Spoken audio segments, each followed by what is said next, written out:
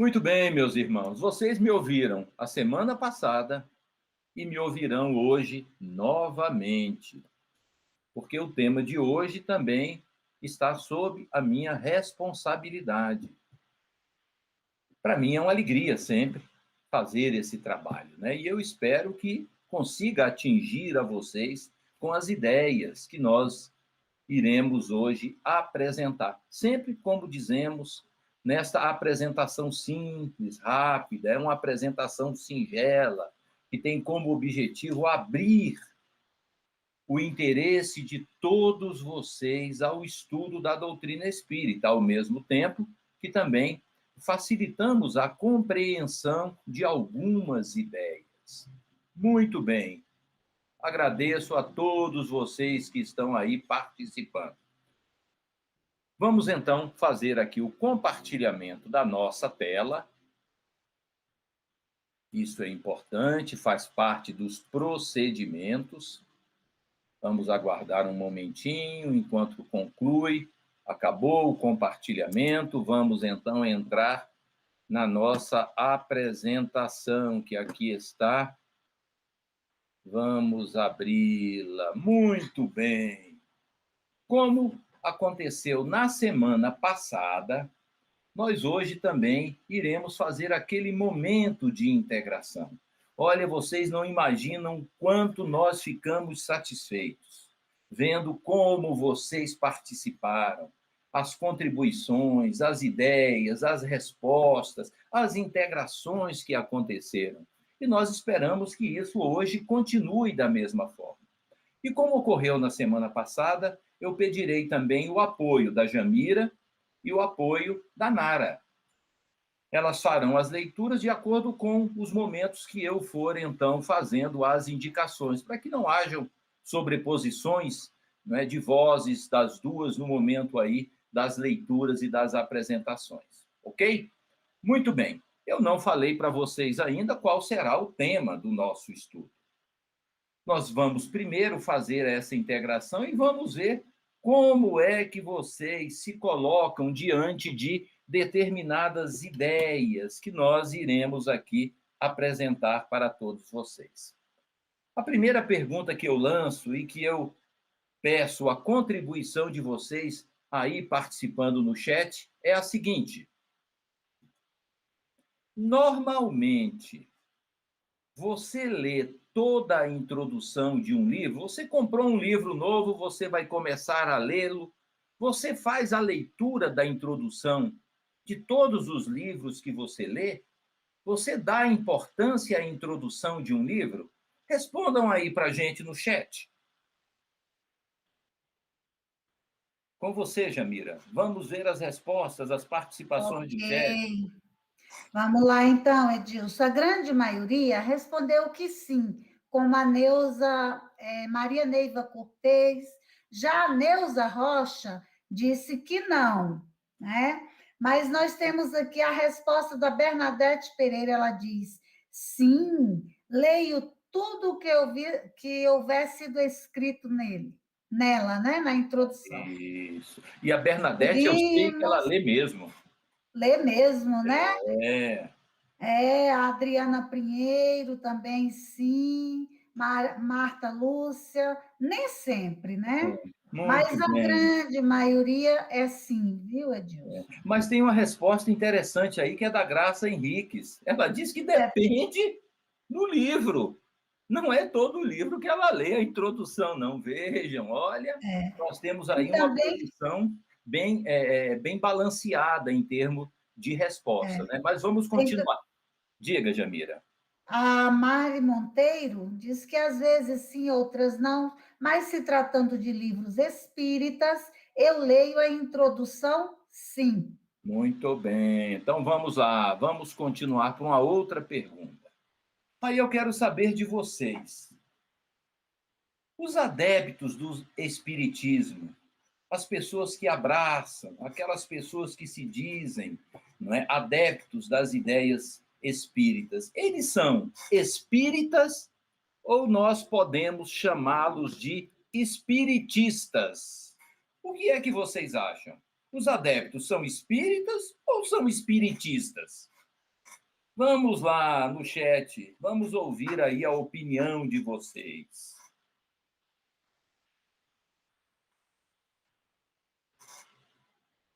Vamos ver as respostas. Nós estamos aguardando aí. Dessa vez aí vai ser a Nara, que vai nos apoiar nas leituras das participações. Nara, você está atenta?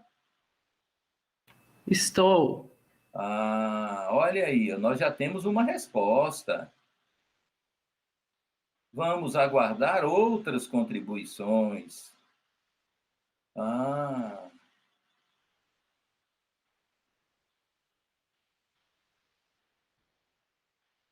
Muito bem, vamos lá, Nara. O que é que nós estamos tendo aí no chat? Bom, aqui os nossos caros colegas aí disseram que a maioria deles disseram que são espiritistas. Outros disseram que não sabia e muita gente colocou que é espírita. E temos aqui também uma que comentou que não faz diferença, ou uma outra coisa. Olha, muito bem. Tanto faz um como o outro, né? Mas nós temos também aí opiniões divididas com relação ao uso da palavra para os adeptos da doutrina espírita ou do espiritismo. E aí, mais uma pergunta, que será a nossa derradeira pergunta, para iniciarmos o nosso estudo. Como vocês imaginam que ocorrem as reparações de nossas faltas? Como nós podemos corrigir as nossas faltas? Dessa vez eu vou pedir aí a Jamira para nos ajudar nas leituras das participações. Estamos começando, Edilson, aqui. Já tem uma que é uma boa pergunta, mas não sei responder. Vejam, olha, então hoje nós iremos trazer uma contribuição, né, para a Andréia. Muito bem, Andréia. Isso. A Leomar já falou que é através da reencarnação. Maria Neiva, pelo amor, pela reencarnação, outros. Certo. Creio que seja pela reencarnação, pois estamos para corrigir de uma vida passada. Graça Henriques, de muitas formas, graça à misericórdia. Alta de Souza, sou espírita, ela falou?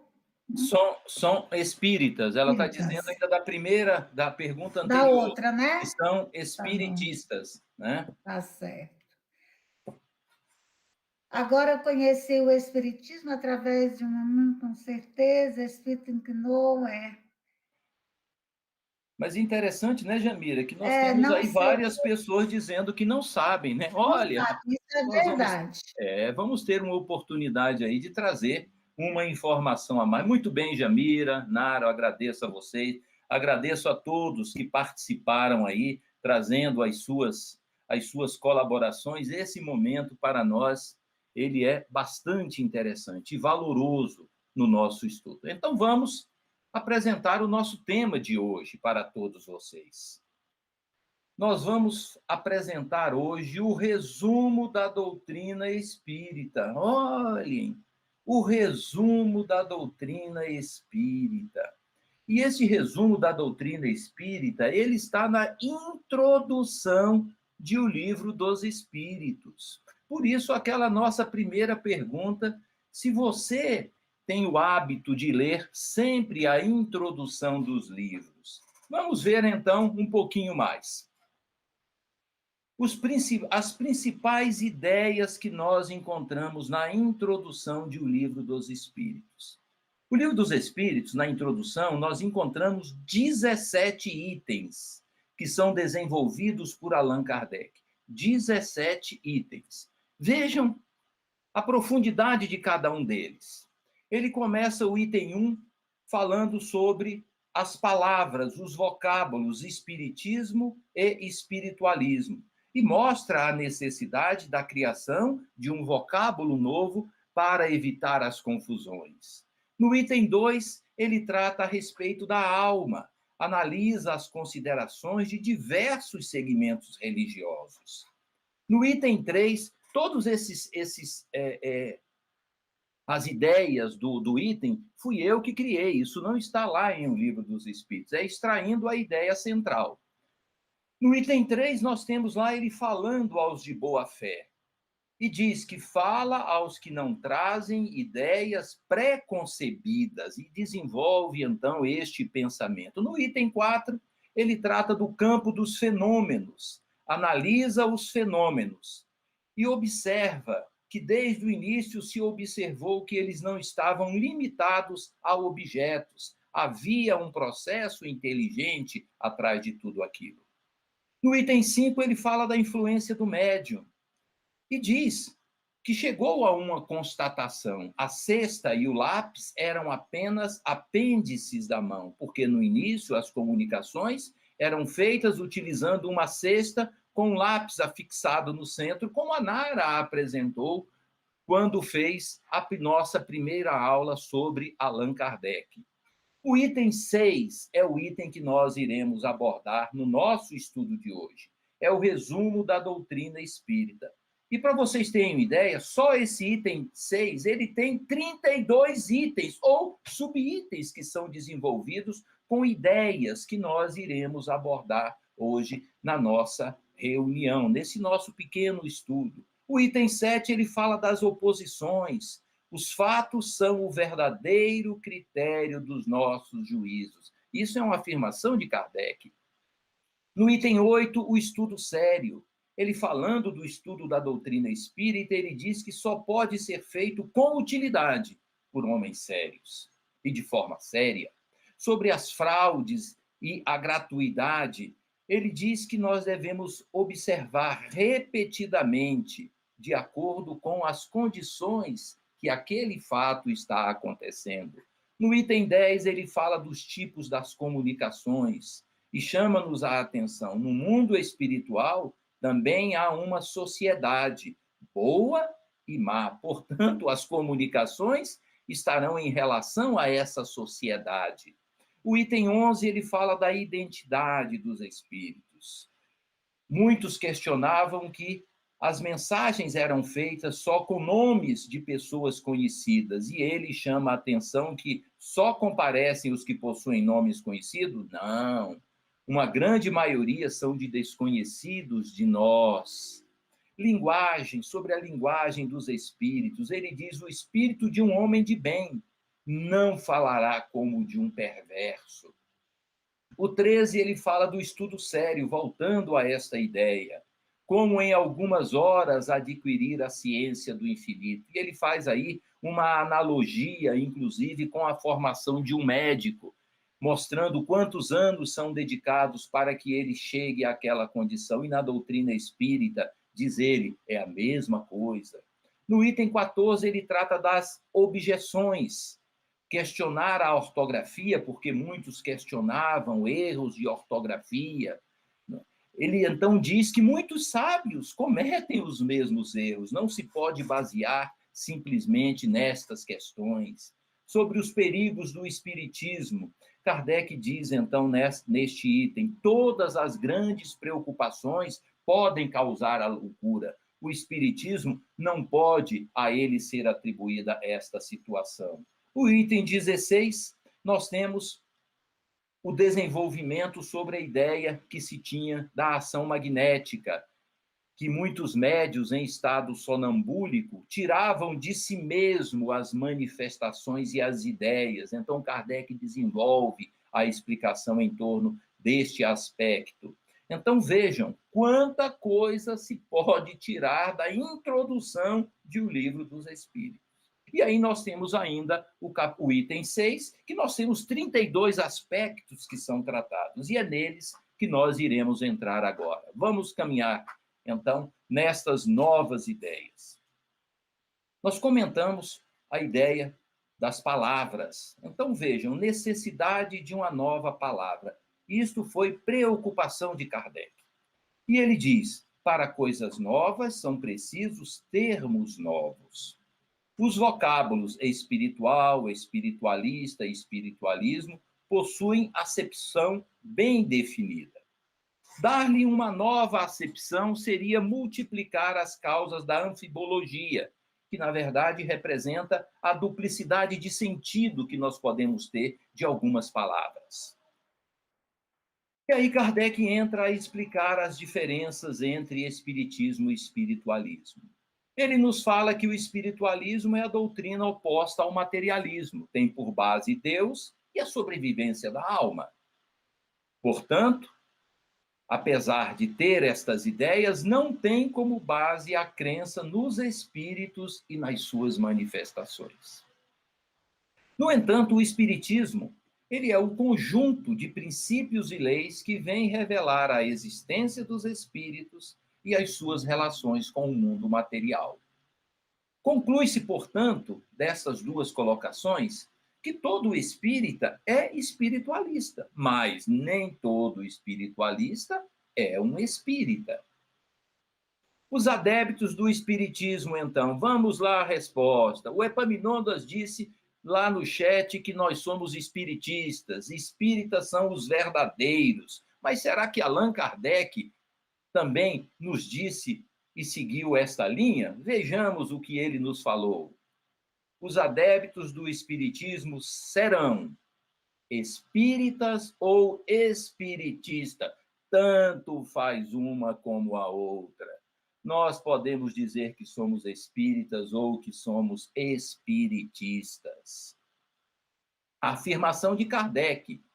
E com especialidade, o Livro dos Espíritos contém a doutrina espírita. Se quisermos conhecer, portanto, a doutrina espírita, nós temos aí o Livro dos Espíritos, que foi a primeira obra, conforme vimos com a Nara, 18 de abril de 1857, lançado lá no Palais Royal, lá em Paris, na livraria Edanti. Que beleza, recordações que nos trazem muita alegria. Vamos lá.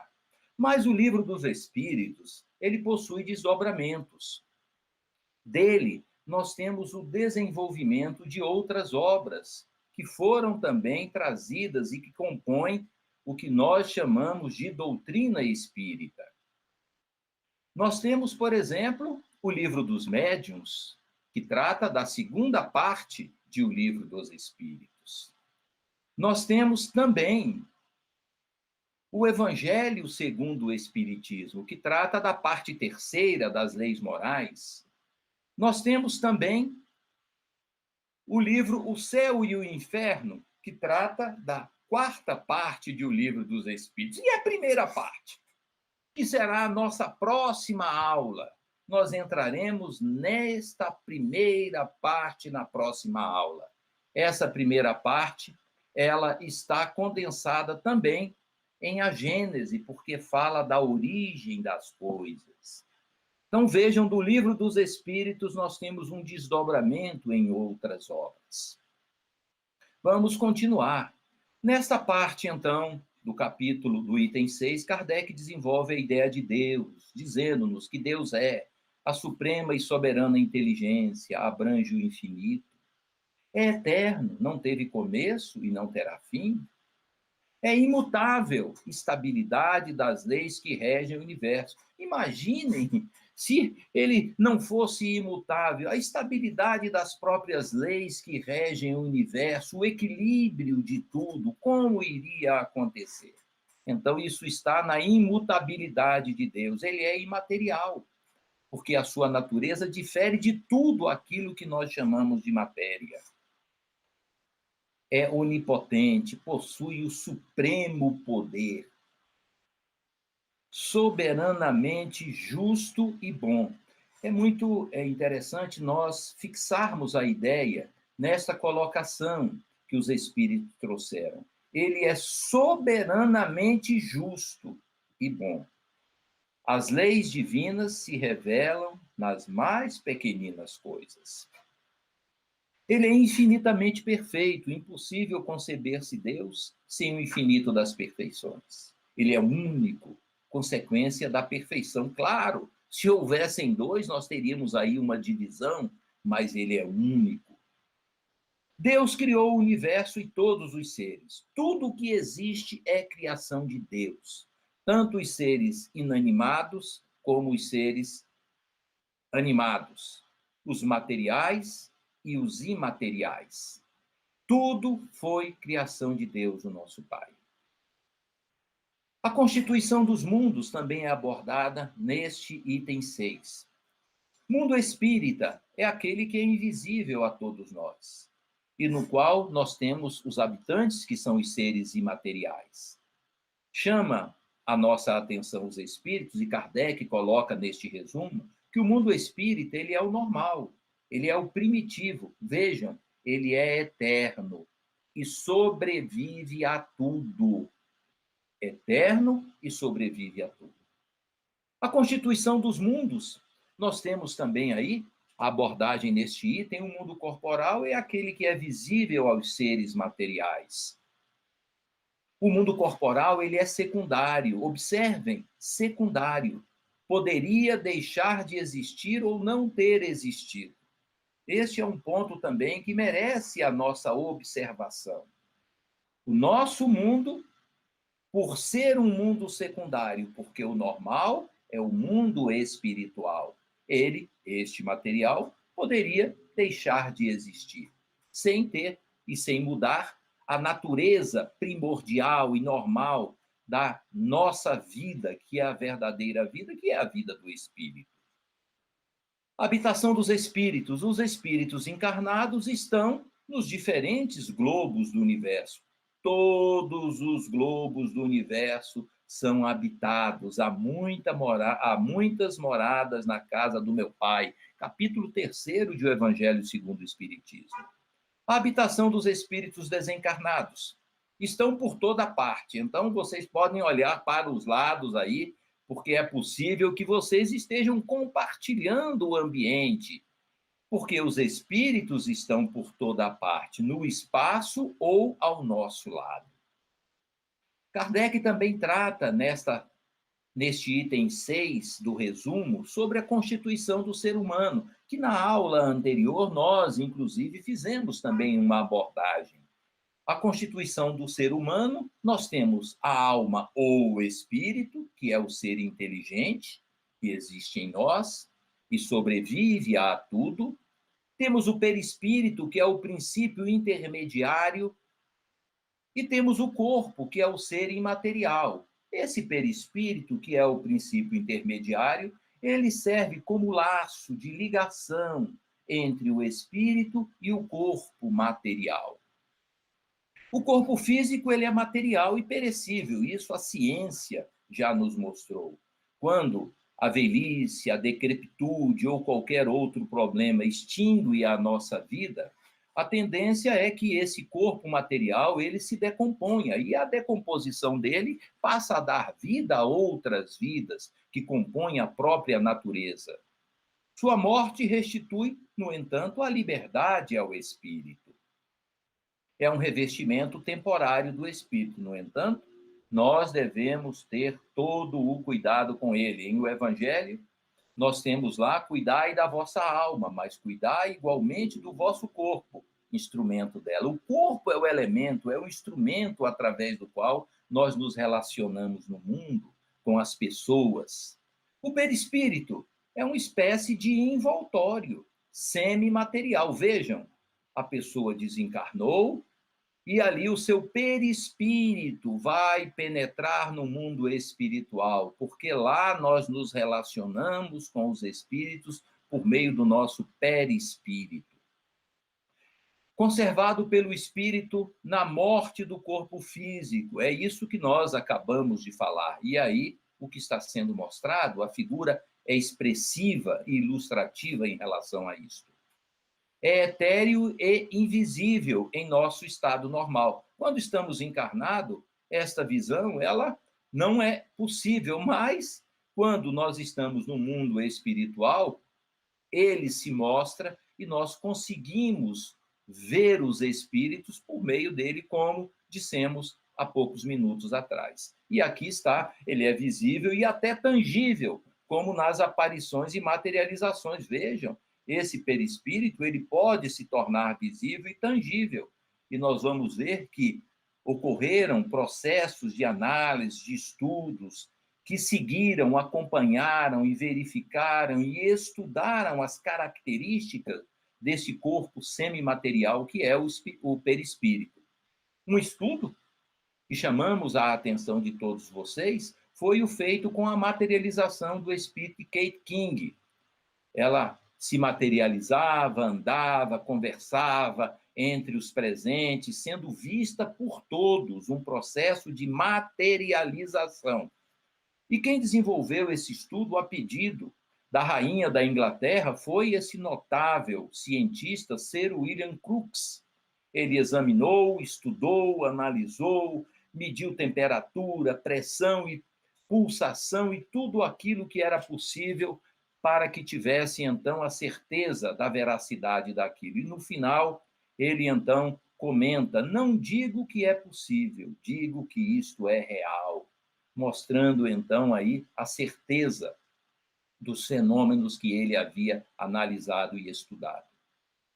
O espírito, portanto, não é um ser abstrato, indefinido e concebível só pelo pensamento. Aquela ideia de que o espírito é um Gasparzinho, um lençol que se movimenta, isso não é uma verdade. O espírito não é isso. Não é abstrato, indefinido e só possível de se pensar e de se conceber pelo pensamento. Ele é real, ele é circunscrito e é apreciável pela vista, pelo ouvido e também pelo tato, conforme nós vimos há momentos atrás aí a representação dos estudos realizados por William Crookes. Ele possui individualidade, vejam. O espírito possui individualidade, a alma possui sua individualidade antes de encarnar e a conserva após a separação do corpo físico. Portanto, o Edilson, quando desencarnar, continuará sendo o Edilson, a Jamira continuará sendo a Jamira, o Gilson, todos nós continuaremos sendo quem nós somos, porque a alma possui uma individualidade. Nós levamos para, depois das portas do túmulo, nós levamos todas as nossas características, as nossas aquisições, o nosso saber, os nossos sentimentos. A hierarquia dos espíritos também é tratada neste capítulo. Os espíritos pertencem a diferentes classes. Nós iremos trabalhar e tratar desse assunto muito especificamente na segunda parte de O Livro dos Espíritos, na pergunta número 100. Não são iguais em poder, em inteligência, em saber e em moralidade, não é? E não são por quê? Porque os espíritos nada mais são do que as almas dos homens. Os espíritos superiores distinguem-se pela perfeição, pelos conhecimentos, pela pureza de sentimentos e principalmente pelo amor ao bem.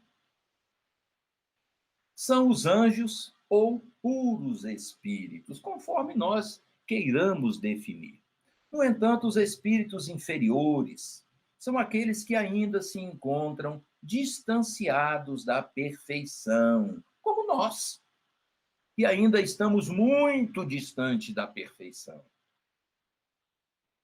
No entanto, os mais inferiores ainda estão eivados das nossas imperfeições. Muitos se comprazem no mal. Se nós mergulharmos nas obras de André Luiz, nós teremos a oportunidade de ver isso. E na sequência dos nossos estudos, com o estudo das obras de André Luiz, muito disso será abordado, muito será visto e analisado por vocês. Alguns não são bons nem são maus. O progresso dos espíritos. Kardec desenvolve a ideia e nos mostra que todos nós fomos criados simples e ignorantes e tivemos que caminhar e teremos que caminhar, teremos que galgar esses degraus para atingirmos a situação de espíritos puros. Os espíritos puros não foram criados por Deus puros, eles caminharam de uma forma ascensional até atingir o grau máximo da perfeição. Pela reencarnação, passam os espíritos pelos diferentes graus da hierarquia espírita. Portanto, o nosso progresso, ele se dá por meio da reencarnação, que é uma prova da justiça de Deus. Retorno ao mundo espiritual. Kardec desenvolve também neste item, deixando o corpo físico, a alma retorna ao mundo dos espíritos, onde aguarda o quê? Uma nova encarnação. Todos nós temos tido muitas encarnações e teremos ainda outras centenas de reencarnações, de acordo, evidentemente, com o trabalho, com a dedicação, com o empenho, com as mudanças que realizarmos em nós mesmos, objetivando o nosso progresso, o nosso crescimento, a nossa melhoria. E não só a nossa, a melhoria daqueles que estão em torno de nós também. Porque o nosso progresso ele não pode ser individual, nós temos que trabalhar pelo progresso coletivo. É também uma tarefa e um dever de todos nós. Na Terra, isso acontece ou em outros mundos materiais. A encarnação dos espíritos, Kardec trata, e ela também é valiosa para o nosso entendimento. Ela sempre será na espécie humana, nunca no corpo de um animal. Quando nós atingimos a nossa condição hominal, nós mantemos, então, um ciclo reencarnatório, ocorrendo sempre na espécie humana, nunca num animal. Os nossos defeitos e qualidades, todos eles refletem o espírito que está encarnado em nós. Então, nós não podemos transferir os nossos defeitos para outras pessoas, a responsabilidade dele para outras pessoas, porque eles refletem diretamente o espírito que está encarnado em nós. Uma pessoa perversa é a encarnação de um espírito impuro. Uma pessoa de bem, evidentemente, reflete a encarnação de um espírito que já caminhou, que progrediu, que transformou os seus sentimentos. Portanto, é um espírito bom, é um bom espírito. A ação dos espíritos.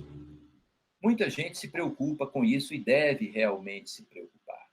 Os espíritos exercem ação incessante. Não é uma coisa aqui, uma outra coisa ali, faz um dia, não faz no outro, e aparece uma vez por ano. A ação dos espíritos ela é incessante no mundo moral, no mundo físico, no pensamento e sobre a matéria. E eles, em função desta ação que é incessante, são a causa de uma multidão de fenômenos que muitas vezes não se tem conhecimento, se não se tem as ideias, se não se acata, se não houve uma adesão aos princípios, às orientações e à lógica das leis que regem as relações entre o mundo material e o mundo espiritual, que a doutrina espírita nos traz e nos faz entender. As relações dos espíritos com os homens é uma relação constante. Os bons sempre nos atraem para o bem. Esse é o trabalho e o objetivo dele. Os maus nos impelem para o mal e muitas vezes por inveja, querendo nos envolver nessas teias de sofrimento. Então vejam e prestem atenção em tudo isso. Vamos lá. Eu tive aqui uma pequena mudançazinha. Vamos voltar.